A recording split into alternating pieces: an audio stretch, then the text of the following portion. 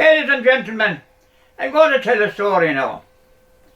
It's about a father and two sons. They lived in the Midlands of this country around the 1940s or 50s. But the mother died when the two children were very young. Two children, Tom and Paddy.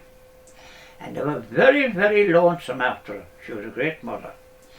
And the house was without a mother for many, many years, until Tom and Paddy became marriageable age. And the father was very anxious that there'd be a woman brought into the house. He was very, very lonesome after his wife. So, a friend of the family introduced this girl from a few parishes away, and there was a match arranged between herself and Tom. Now, around that time, or during that time, it was mostly all matchmaking amongst the farming community. So the match was made and they were married, and of course she came to live in the house, naturally. But there was one thing very unusual going on in that house with the three men that she didn't know, or probably she wasn't told. They had three different tastes for food. One fellow wanted his egg boiled, the other fellow wanted his egg fried, and the third fellow wanted his egg scrambled. And they thought she wouldn't be able to cook. But she had no bother. She was well up for it. She could cook bacon and cabbage for one fella, and she could cook a steak for the other fella, and she could cook bangers and mash for the third fella. She surprised them.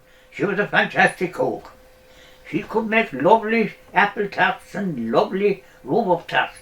And her speciality was this soda bread. When she'd bake this soda bread and she'd bring it out of the oven, when it was buttered, it would melt in your mouth. And it went down a bomb with the father and two sons, because they hadn't eaten anything like it since the mother died. But it was coming up near Christmas, and one of them said to her, "Now, could she bake a Christmas cake?" And she didn't like to let him down. She wasn't able to bake a Christmas cake. She told him she was. But they said they'd give her a hand. So, there and then the table was cleared back, and there was a few scoops of flour put up on the table, and there was the sultanas and raisins and currants and all the rest put into it, and peel, and there was a bottle of Guinness put into the mix, and a good dash of brandy. And Paddy said it add a bit of flavour to it.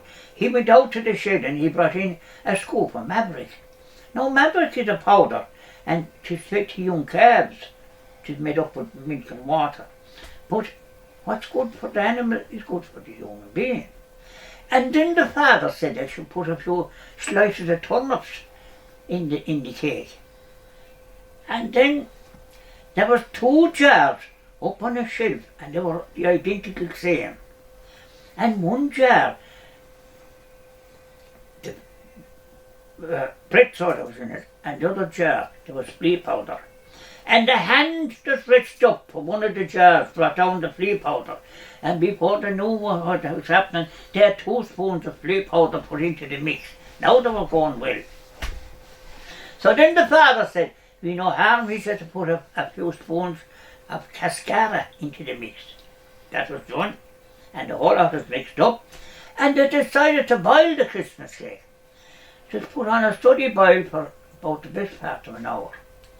They took off their cake off the cooker, and they had a baking tin ready, but none of them knew how they'd stop the cake from sticking to the tin. If their Paddy had answered, he went out to the tractor and he brought in the grease gun, and he greased the inside of the cake tin and the side of it with tractor grease, and they put in their mix and they put it to bake for maybe an hour and a half or whatever length it took. They took out the cake out of the oven, and then they couldn't know how would they know how the cake was baked. They didn't want to be going to cutting a jot out of it. But Paddy had answered.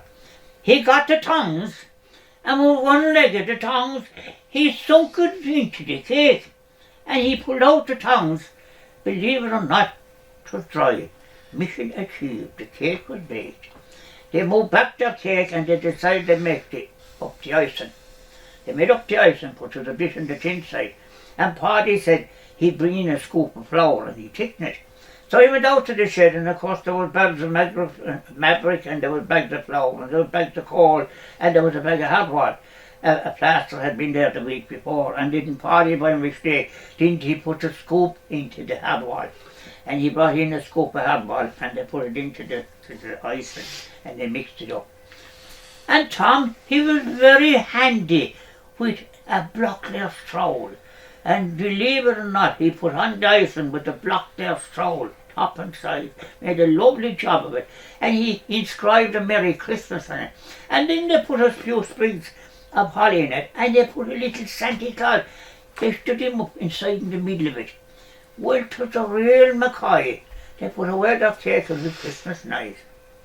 They were out there taking Christmas night, and they got a knife and they went to cut a slice off. Not a hope. Should the hot wall had happened like concrete. So again Paddy, he brought in the hacksaw and he cut a chunk off it. They didn't like the look of the cake and they called the sheepdog. The sheepdog just had a sniff of it and he turned and walked away. They discovered their cake was a disaster. And they were very, very disappointed. And there was no one more disappointed than the young married woman. She blamed herself. She told them she was able to bake a cake, a Christmas cake, and she wasn't. But anyway, they say, no matter how long the tunnel is, there's always light at the other end of it. She thought of a plan. She rang a bakery, a very well-established bakery in Cork, Ballymaloo House. And they baked a cake from Ballymaloo House and had it delivered for New Year's night. She produced her cake on New Year's night. Well, they were over the moon when they saw the cake, and of course it was delicious. It went down a bomb. There was never a Christmas cake baked in that house again. Ballymaloo House looked after them every Christmas. And shortly after there was a young son born in the house, and there was more celebrating. And there was no one more delighted than the father. He'd be grandfather now. He said that this woman was a gift from God. They were thrilled. There was the new generation and small children around the house. They say you can be lucky in life and you can be unlucky in life. You can make changes in life, they can work, and sometimes they don't work. And they say it takes all types of people to make up the human race, be the black race or the white race. That is life. That simply is life. Thank you very much for listening to me. Thank you, thank you.